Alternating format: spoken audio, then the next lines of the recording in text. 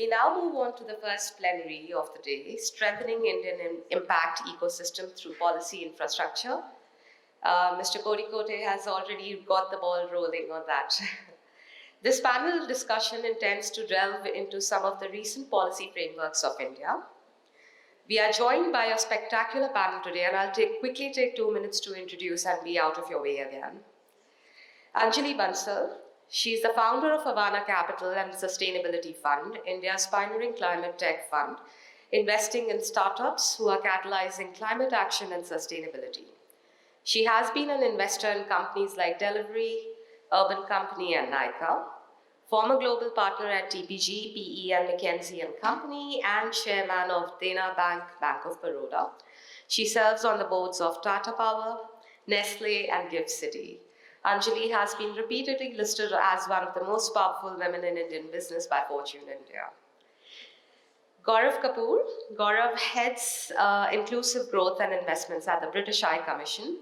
He looks at the UK's development investment, bringing to bear his expertise in impact investments and funds, inclusive corporate development with the private sector, and economic policy and development, having lived and worked in Indian and global markets. The British High Commission in India maintains and develops relations between UK government and India. Mr. Nishith Desai is the founder of research and strategy-driven international law firm Nishith Desai Associates, which is ranked amongst the Asia Pacific's most innovative law firms by Financial Times. Nishith is a renowned international lawyer, author, lecturer, researcher, and a thought leader. He is also regarded as the father of international tax in India and is a true pioneer in the field of international tax law. And we are finally joined by Karanraj Chaudri, who would be moderating the session. Karan is the advisor for SDG and Innovative Finance at United Nations Development Programme for India, which is UNDP. And as we all know, UNDP works to eradicate poverty and reduce inequalities through the sustainable development of nations globally. So we are thrilled to have you all join us. Excellent. Thank you, ladies and gentlemen, for joining us for this panel discussion this morning on day 2 of Prabhav, and many thanks also to the IIC team. As Neha mentioned, over the last few years and months, we've seen a lot of action in the policy space. Whether it's work on the social stock exchange, whether it's BRSR and mainstreaming of ESG, the announcements by the Honorable Finance Minister on the sovereign green bond issuance that is going to be underway this year, as well as a focus on blended finance in sunrise sectors. So there's a fair bit that's happening in the Indian ecosystem. We've seen the announcement at COP26 last year for net zero. So climate is becoming front and center in the Indian policy discourse and in conversations around financing. And of course, we have the great, policy piece coming to India in the form of the G20 presidency that will start in November this year. So, we have a fair bit to cover in our discussion today. We're going to look at 3 lenses. The first on broader policy and regulatory actions to increase the flow of capital for impact. The second around creating a distinct identity for social impact and what that means and where we're at. And finally, just taking a sectoral lens, perhaps around green or climate or anything else that comes up as part of our panel. We'll also, try and open up for a few questions, time permitting, so please do come in towards the end. So since my panelists have been introduced, I'm perhaps going to just dive straight in. And Nishith bhai, perhaps coming to you first on this. Right? So when we talk about some of these broader policy and regulatory actions to increase the flow of capital, at NDA, you've been advising firms, funds, others, on mobilizing capital, on looking through the right set of structures, whether it's pay for success instruments and otherwise. So what perhaps are the right investment vehicles, and what are some of the bottlenecks that you've identified, and some sort of steps that we can take to ease the flow of capital for impact? Sure. First of all, let me thank you very much for inviting me to this panel. I'm so excited to be sitting next to most powerful woman in the business circle. You've been acknowledged for that, and I respect you for kind of thing that you have done. So thank you, Anjali. So I'm really elevated today. Uh, Let me not get into too many micro issues, but let us look at what should be the approach to the policy. First and foremost, policy making starts with, of course, government. So first problem for government is the definitional context. Of course, we all talk about impact and we have some understanding, but how many years, Ronald was here and other, we have been debating and discussing, right? So if government has to incentivize, government has to promote, government has to do something, then there needs to be some degree of definitional context. Now, in case of impact, it is very difficult to objectively define impact. So, at least you can have descriptive definition. There are two ways in which some of you may not be familiar with legal system. But one is to say, impact means this. Second, impact includes this. So, you have more broader definition by inclusive. So, first thing is, I think as an industry, we should start working on some definition. In fact, I remember having drafted first set of regulations for venture capital funds and other ones when DM and over there. And biggest problem for finance ministry was that what is venture capital and what is private equity? How do you explain that? So I said, okay, how do you go about looking at when there is a child and becomes an adult, an adolescent and all that, So definitional context becomes important, and I think we should pay some attention to that. Number two, impact measurement. Okay, how are we going to do? In fact, last couple of weeks, Financial Times has come down very heavily on ESG. Okay, and if I can read out the headline, they say is one of the most flawed concept. Okay, there are a number of things. Right? There are not one article, but several of them with greenwashing that's going on. At times, one has to be careful that our industry doesn't get a bad name. So there's a responsibility in us. So measurement standards, IFC, GIN, and all of you, we should ourselves try to come up with some kind of measurement standards. And we should have not, objective criteria if you put, they're always susceptible to manipulation. That's what is my experience as a lawyer.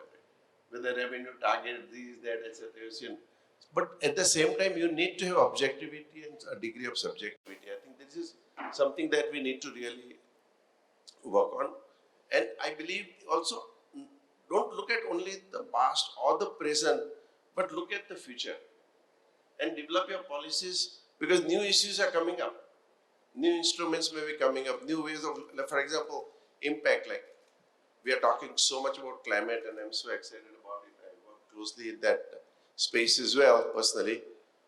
But next phase of ESG, if you may put it, social governance, is going to be integration of human rights into the business. Both are considered like antithesis to some extent in current environment. But in Europe, how much is written, how much we talk about it. Next 7 to 10 years, human rights are going to be talked the way in which we are talking about climate. Next maybe 5 years. Whole supply chain to everything that goes into that. So it is not about climate alone. And a lot of new age issues are coming up. Now let us look at, I'm sorry,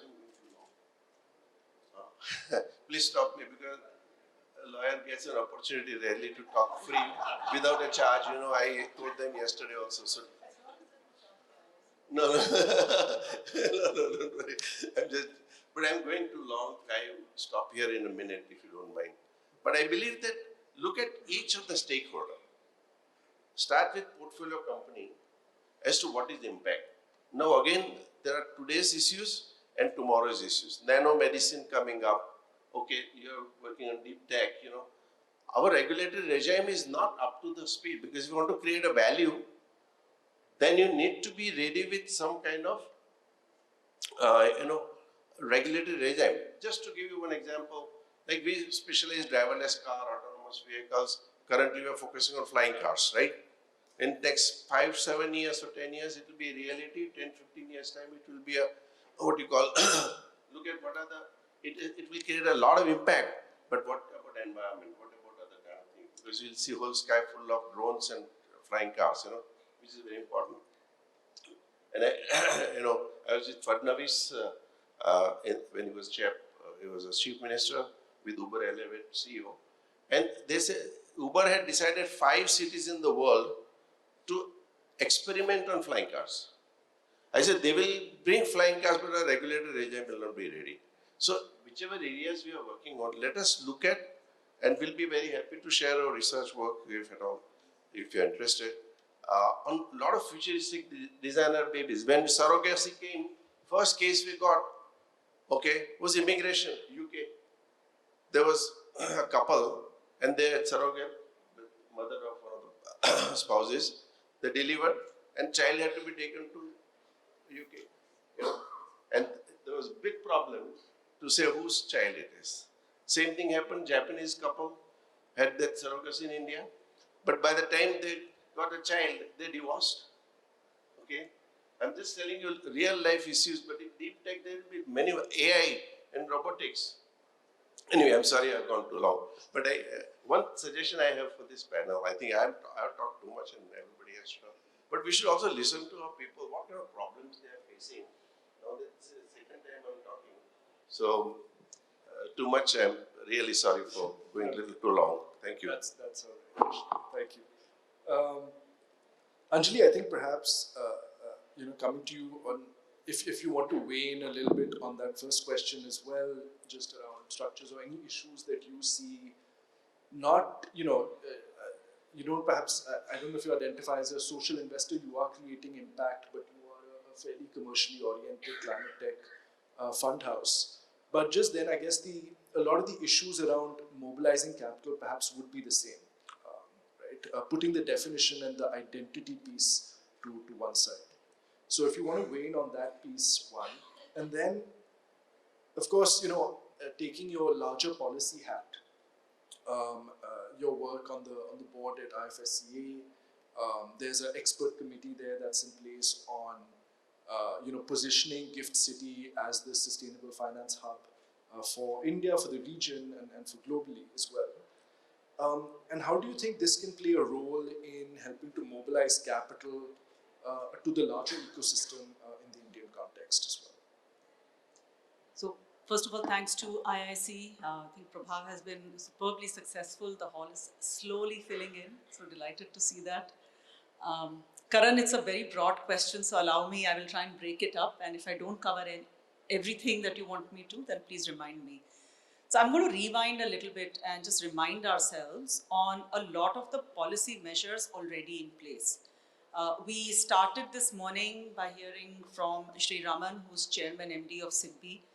I think the creation of the AIF regime, and I'm talking equity investment for a minute here, and promoting domestic investment in startups, leveraging technology and innovation, which is kind of my daily bread and butter, so to speak. The creation of the AIF regime was a first step. SIDBI's FFS has been sort of the foundation cornerstone program that has actually enabled the creation of pretty much almost every AIF in this country today that is doing early stage work. So number one. Second, we heard from Mr. Kozhikode from SBI Venture Capital, and their Shri Fund is again seeding a lot of the funds that will then go on and invest in some of these frontier areas. So from a policy point of view, Government of India, I think we have probably got one of the most benign policy regimes in the world that are supportive of technology, innovation and startups. Both IIC and IVCA, the other organization that represents the industry, has very active, continuous and frequent engagement with all policy bodies. So there's a constant dialogue, right? So that dialogue is important. Industry, regulatory, policy dialogue is important. So that's in place. Funds are being put into place to be dispersed to create the AIF regime, and eventually to be on lent, not as in debt, but given to startups. Second is the continuous, again, even in the last budget, Honorable FM mentioned thematic funding and blended finance funding, catalytic funding for frontier areas, climate, deep tech, and so on. So I think a lot of things are in place. You mentioned what else is required. What else is required? Definitely, today 80% of capital going into Indian startups. Despite all of this, 80% of capital going into Indian startups is foreign capital. We are not saying we don't want that. We want the foreign capital to become 5x, but we want Indian capital to become 20x. So participation and mobilizing domestic capital from some of the largest institutions. Globally, it is the insurance companies, pension funds that have long-term liability requirements that actually put money into alternative assets. I think we need to mobilize that. There is continuous dialogue. There are directions, and directionally, I think we are going in the right place.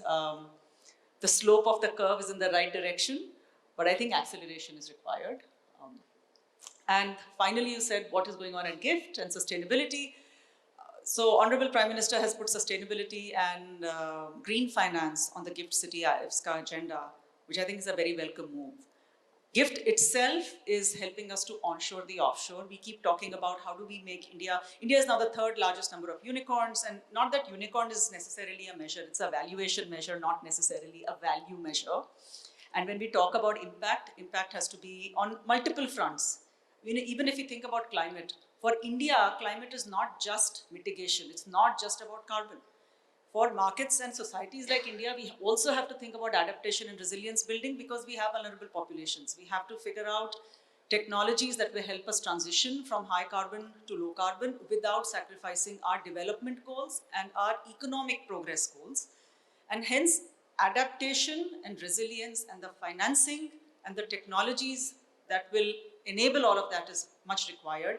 GIFT can and will play a very significant role. We have an opportunity here in GIFT City and IFSCA, and with the participation of the overall technology, innovation, impact ecosystem to really make India the hub for the breakthrough leapfrogging technologies. And we have already done a lot of leapfrogging, by the way. So when we talk about policy for infrastructure, why is it only physical? We've got a lot of digital infrastructure. Shriman mentioned ONDC. So on the back of UID, India Stack, NPCI, and now ONDC, the digital health stack, e-Gati Shakti, I think we are really the most innovative country in the world in building public digital infrastructure, which is open access. We can play a similar role in creating climate solutions. And if we can solve for climate in India, by the way, there is no global climate solution without India. We're the third largest emitter, second largest population, fastest growing population, youngest.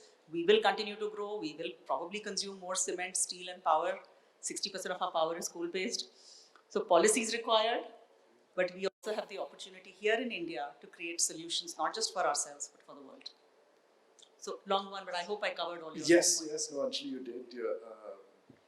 And also the digital public goods conversation and discourse as well. Gaurav, as we're talking about, we mentioned anchor contributions. Anjali, spoke about how the important role that SIDBI and others have played in terms of bringing, a host of AIFs to life in India. But FCDO as well was the one entity mentioned by both our keynote speakers this morning, right? So, and you have invested in, made anchor, taken anchor positions in, or provided, I think, first loss or lines of credit to a number of funds and other investment vehicles for impact. Now, as you have gone about that as an institution, what have you identified as some of the challenges that still exist from a regulatory lens that need to be solved for, to make it easier not just for institutions like FCDO, but others globally as well to step in? Great, so thank you very much, and I'll echo the thanks to IIC Prabha for organizing us here and for inviting me, so really appreciate that. and also to the very esteemed panelists. So thank you for that. What I'll try and do is I'll bring in a bit of the investor lens to this, and I'll try and build on what Nishith bhai and Anjali have just talked about. In three maybe parts, and the acronym is very familiar to all of you. I'll maybe start with an S, go to an H, and then go to an A. S for me is really about stability, and I think from an investor lens, especially the overseas investor lens, these are decisions that are taken for 10 years, 15 years, 20 years when somebody thinks of investing a large amount of capital in a new country, in a new sector in that sense. So stability of policy, especially in newer sectors, which as Nishith bhai said, they're evolving and emerging. So to the extent policymakers, regulators can understand that, put in a framework that's good enough. It doesn't have to be perfect.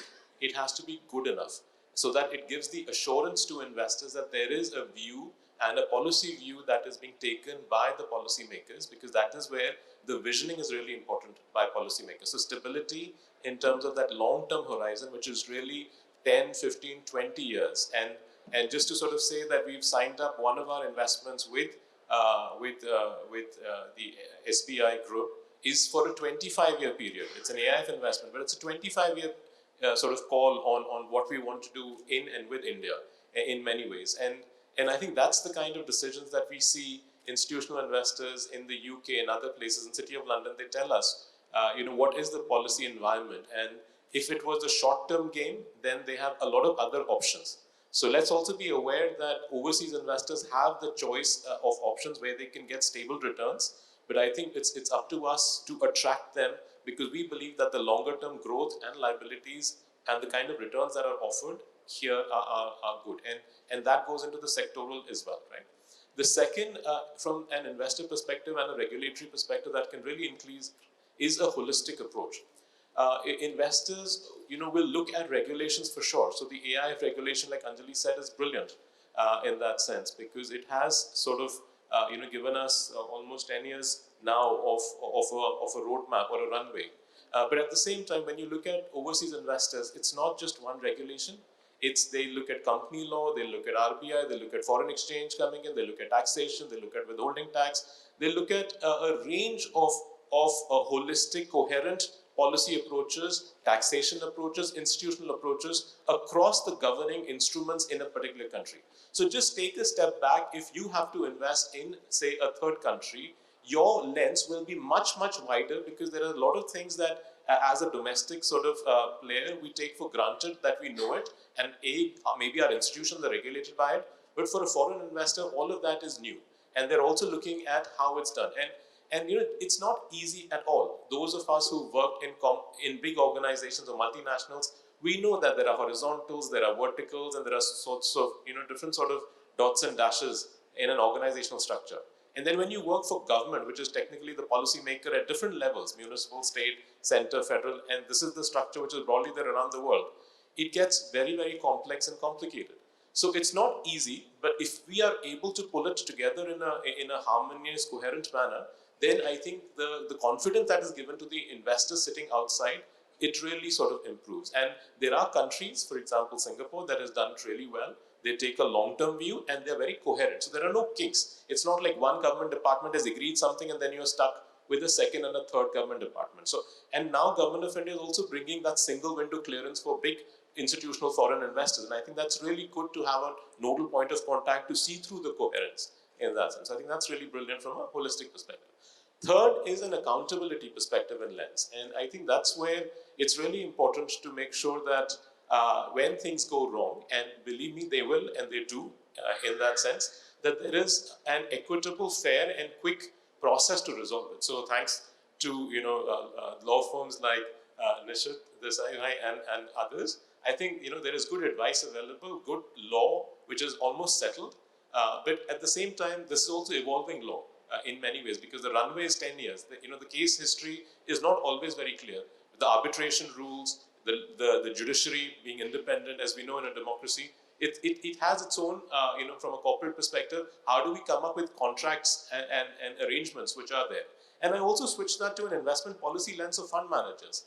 And those who can understand and appreciate that, what is the investors trying to come and what are they trying to legislate? So it's not just compliance and ESG, for example, which can be rightly criticized if it's ESG washing.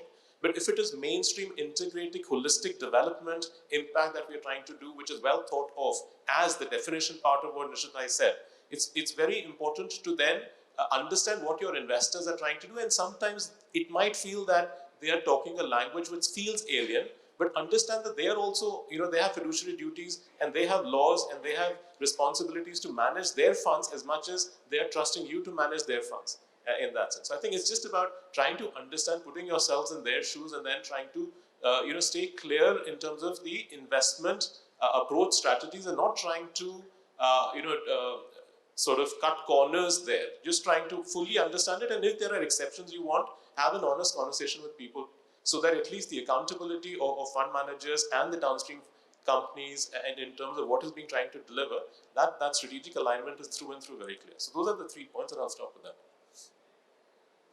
Thanks, Gaurav. No, that was a very comprehensive response, and some really important points there on the real practical issues that you face in this space, right? You mentioned the one government department to the other. I think that resonates with a lot of us. One of the reasons I think Gift City holds so much potential as well is the unified authority approach that they've taken. The evolving laws piece is certainly something that we discuss often with colleagues at NDA on pay for success instruments and others. So still a number of grey areas there which are settled, but I think it creates that, it's almost that the funder needs to take that risk and be comfortable with the grey area, right? And the sooner we get to clarity in some of that legislation and laws, and the sooner it's settled, the better off we'll be. Nishith bhai, on it somewhat touches on the first question, but I think given all that we've discussed, are we still there in terms of creating that distinct identity for social impact in India? I mean, we still have ways to go in terms of measurement that you mentioned. You also spoke about definition. Is that essential to creating an identity from a potentially, from raising capital perspective as well? Is that an issue that often comes up in these conversations around measurement and around definition? Because I would imagine that when a GP is in conversation with various sets of LPs, there is all these other factors that come into play as well: the credibility, the track record, the work that they've done. There's usually amiability in terms of the sort of measurement approach that can be applied at the fund level as well. So just some more thoughts. Let me put it this way, that it is very important that there is a focused approach to the thing that we want to see in the future. Venture capital, is it something new? Possibly not. If you see every model owner, how did it happen in the US or Indians? A lot of our friends and relatives, right? Somebody would say, okay, you are starting new hotel, I'm giving you money. No guarantees, nothing required.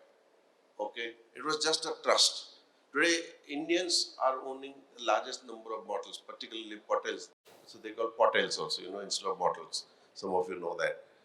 It is not that industry. Even historically, when Walchand Group and others, they were the first people to start shipping, airline, and also the road transportation construction, Walchand Group, as you know.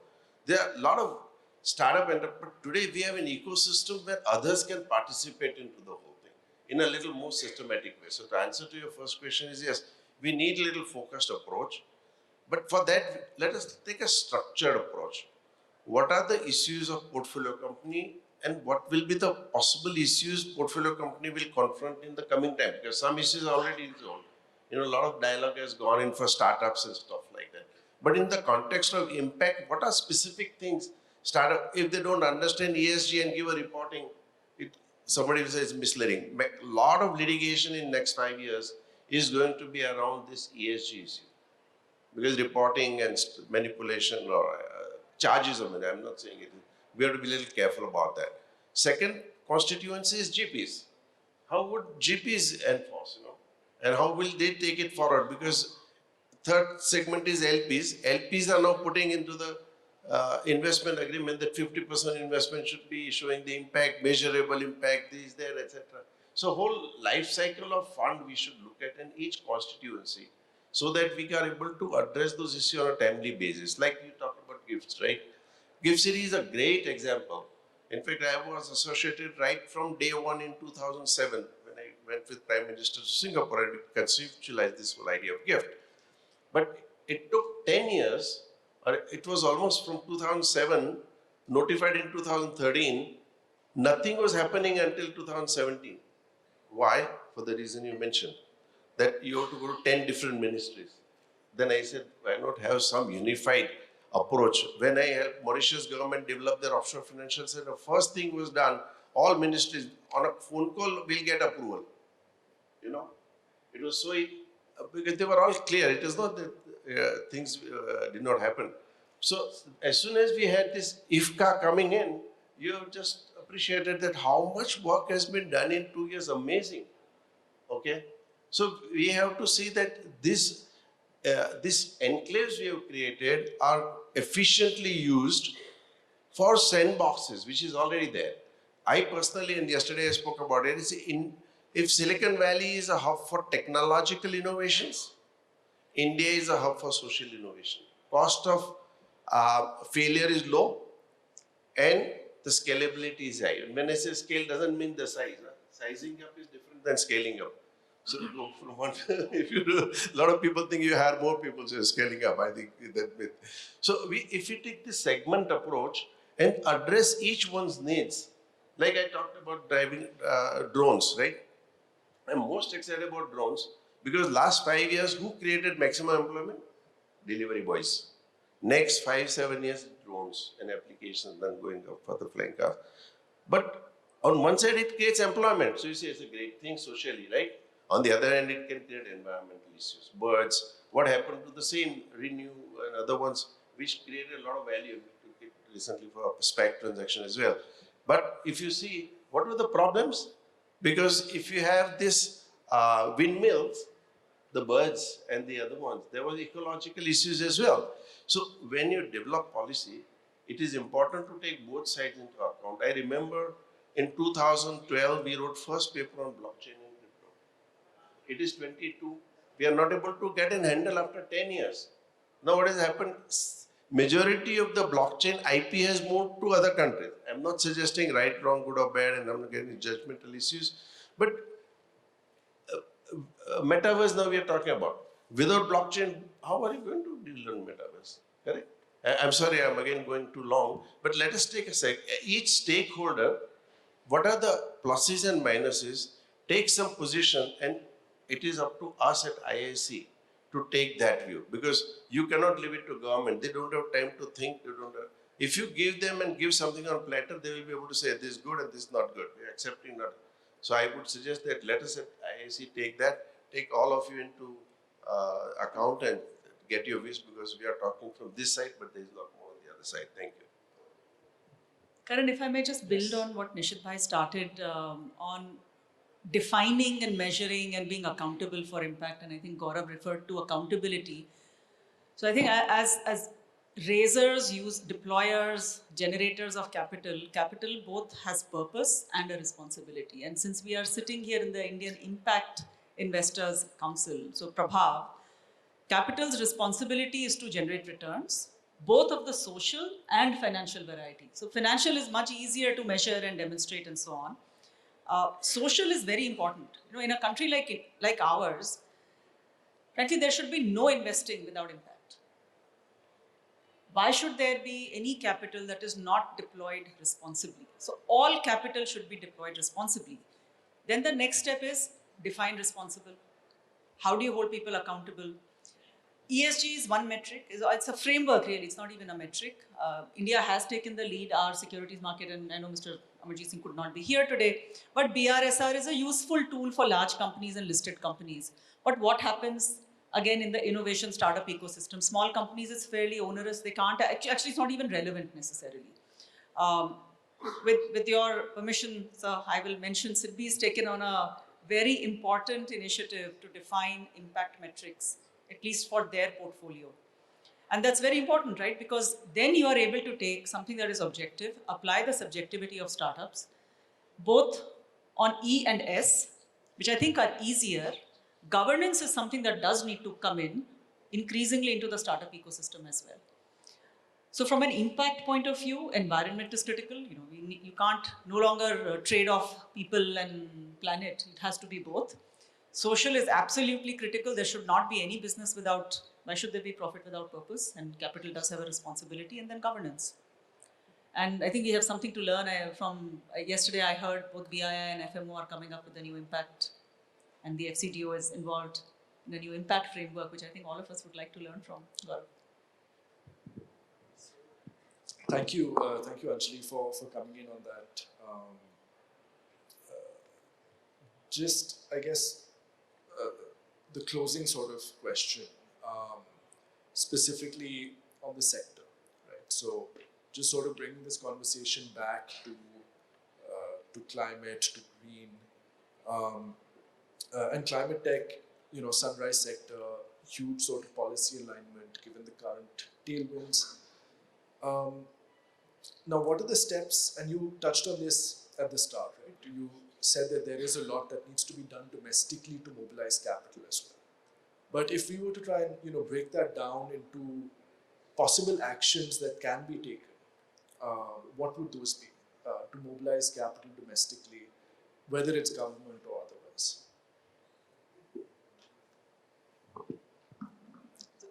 How long do you want me to go? But no, I will not go long. A lot is happening, but a lot more needs to happen. Yeah, it says so. I think private capital is starting to get mobilized.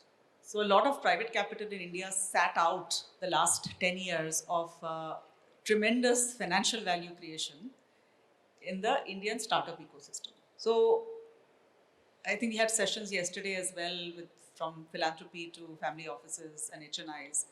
So Indian private capital is now starting to get mobilized in a fairly significant way. What we could do more of, and it is important for India to do more of, is large institutional capital, private institutional capital. So large banks, large insurers, pension funds, corporates. Corporates, in some ways, do their bit. A lot of corporate venture capital has started as well. And CSR does 2% of profit. But when you think about climate, and you did mention climate and sustainability, so just like digitization is now embedded across the enterprise, sustainability in the next 20 years has to be embedded across the enterprise. All enterprise functions have to include, whether it is R&D, product development, go-to-market, supply chain. Supply chain, increasingly we are seeing disruptions now. Mobility, electric, carbon mitigation, emission reduction, capture. So there is so much to do, it's kind of endless. So going from both patient capital that comes out of R&D labs to corporate VC to VC, all of this requires capital from domestic institutional investors, and we keep exhorting our large institutions to participate more in both the excitement and the value creation. And I go back to value creation is not just financial but also social. So I can go on if you would like me to elaborate further. Well, no, feel free to. We have a few minutes, but I was just on the related topic also going to bring Gaurav back in. Given the COP presidency, given UK sort of leadership around climate and green, what is it from your perspective as well that can drive more funds into that sector? So I think it's basically, again, three things. One, I think it goes back into taxonomy. So, I was asked in Government of India, for example, what does green, help us define green? And to be honest with you, there is no definition of green, just like impact. Everybody has a view, has an opinion. But if you really want agreement around the world, on a certain subject about what is green, how does it become green, and take a holistic approach across the life cycle of the product or the industry. So windmills, right from wind power. I mean, it is renewable, but how do you source it? How do you dispose it of? So there are all the sort of considerations from a carbon perspective as well throughout. So I think it's about taxonomy. Somebody needs to look at some industries and classify that, and there is good work going on also by the UN in trying to bring it all together. And then there is the international community of investors who need to agree that. Because, what COP26 said, that there was in Glasgow, there was an alliance called the Global Financial Alliance for Net Zero, GFANZ for short. There is $130 trillion of funds which are available, which are promised to help this net zero. But now I think the challenge is those countries and economies which can define them, I think, is the first sort of challenge, and have an agreement, industry-wide agreement as well, that this is green, we are saying, and this is maybe not so, and it's okay to have shades of green, and I think that's perfectly fine. So trying to look at it, and then investors will look at their own process and say, okay, I can take this exposure, that exposure, and make those calls on their own. So it's about making progress. Like I said, doesn't have to be perfect, but we need to do the taxonomy bit. The second part is, I think, the institutional bit. I think Government of India has really done well in terms of the GIFT City. There are institutions like NAPFIT, which have come up, NIIF, which is a very partner of ours as well, and they've mobilized a lot of international capital.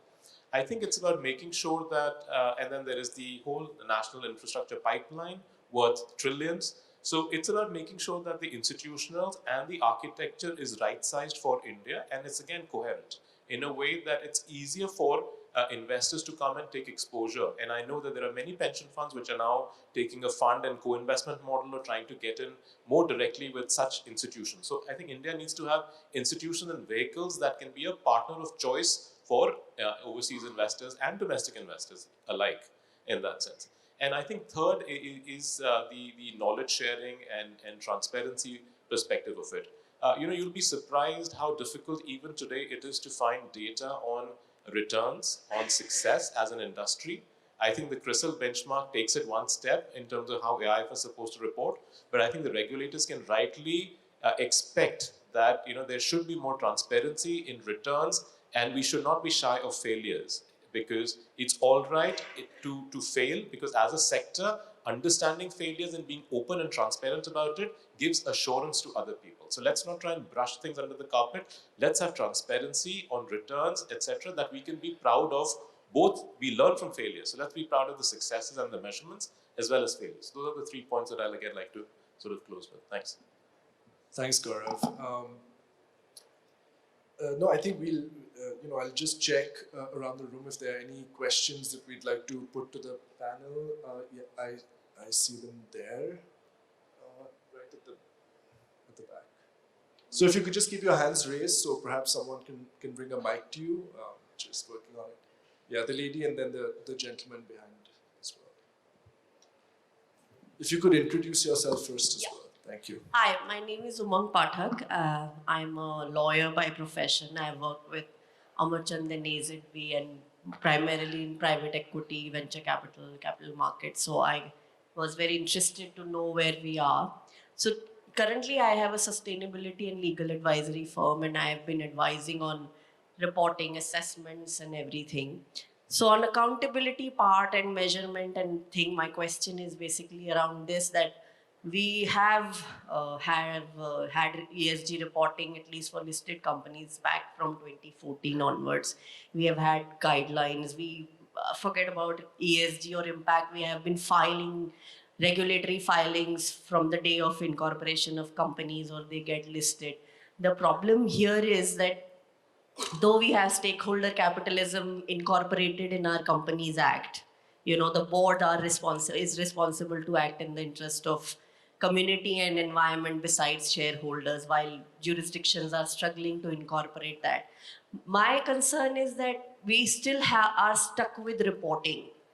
We don't have shareholder activism, and that's for something investors to see. We have stewardship codes, we have the fiduciary duties, but in terms of accountability, it only comes when a crisis happens, and then we put the directors behind the bars and everything. So my question basically is that this where does this start from? We are looking at an impact, we are looking at accountability, but who's supposed to do that? Regulatory space, regulators don't have bandwidth to do that.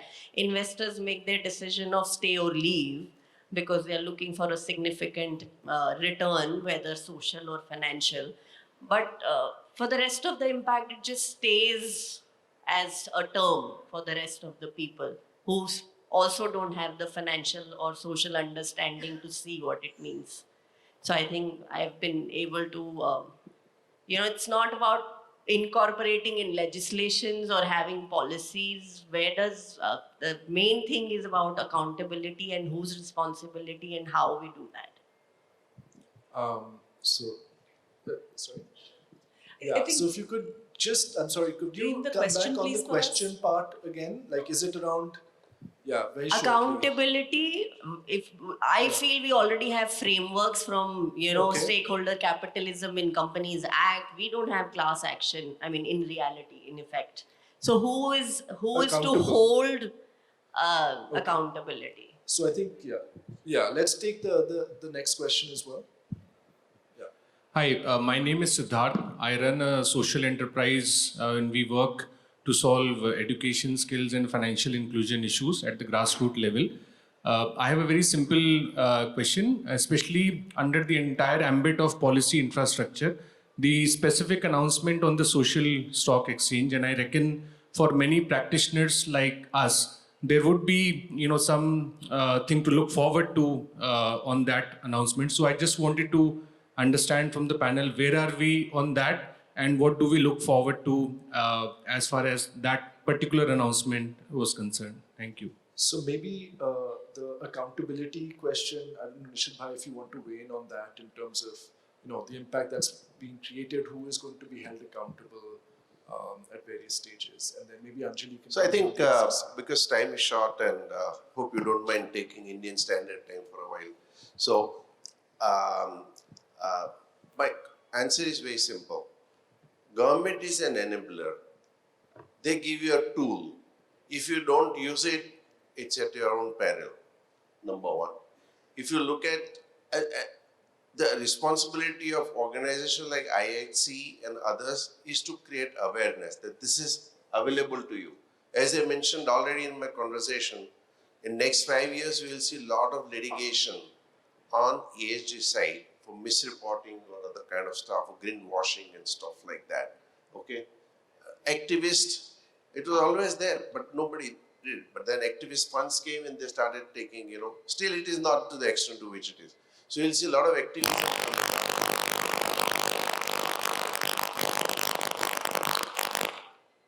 That's it. They don't want free advice.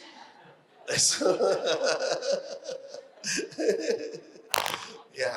So I think, and the stakeholders like LPs will hold GPs accountable, GPs will hold companies accountable.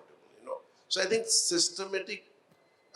systemic changes would happen as we have more awareness. Once you have awareness, there's a problem, then creatively and strategically you will hold the problem. Okay. One last point I want to make, and I'm sorry for going, it may be useful to you. We are working closely with UAE government, and what came out in my last visit, they said that family offices have become, some of them have become larger than institution. And once in Europe particularly, 2-3 generations, so there's a lot more interest in impact investing. So I think the whole ecosystem which institutions develop, now family offices are adopting the same standards. So I think we have great capital waiting in for us. If we can tap it, that's wonderful. Otherwise, it will go somewhere else. So let me try and respond to that. I'm an optimist. I think all of us are optimists. Otherwise, we wouldn't be investors and entrepreneurs. I think this is a journey on defining and measuring impact is a journey. Where we are today in India, let me take one example. And first, the taxonomy has to be defined. Taxonomy, as Gaurav mentioned, has not been clearly defined probably around the world, not just in India. Second is in places, in markets like ours, particularly where we still have a very long tail of SMEs. 80% of an enterprise's emissions, if you're speaking about emissions specifically, is in scope 3. Scope 3 is largely SME and small farmers. This is a low on data, low on technology segment. So even if we were to define taxonomy, the data collection measurement with any degree of consistency and accuracy is going to be challenging even with good intentions. So let us first assume everyone has good intentions. We're not trying to greenwash here, right? So let's assume that. Most good companies don't want to greenwash. But today you don't have accurate measurement because it is hard to do. So it is estimation, sort of best effort, which is where the risk lies. When companies start claiming, we are neutral on scope 1, scope 2, scope 3, that can get challenged. Nishith bhai mentioned next 5 years. Yeah, I'm sure we will see a fair degree of both shareholder, community, stakeholder, and consumer activism around claims around net zero. I think companies have to gear up for that. Large companies can, small companies have to do the work. But I think the solutions will actually come from the technology innovation ecosystem. In the last month alone, we have seen 5 platforms that are using big data, AI-led techniques for this measurement and analysis and decision enabling for large companies. It's all coming out of the startup ecosystem. Yeah.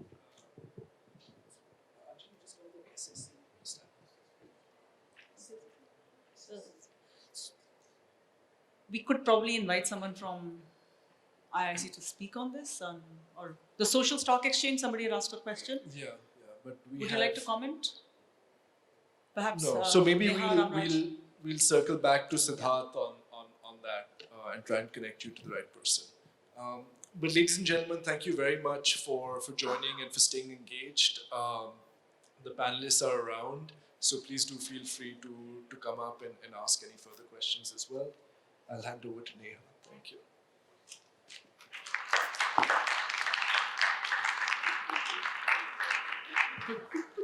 Hi. And thank you to our wonderful moderator. Thank you, Karan. It was a fantastic, stellar panel. And definitely the takeaway is that every investment should be impact, but with governance. IFSCA is definitely working towards educating people through our research reports, and we hope to have more support from the room in doing so. So thank you very much, panelists. Thank you very much for your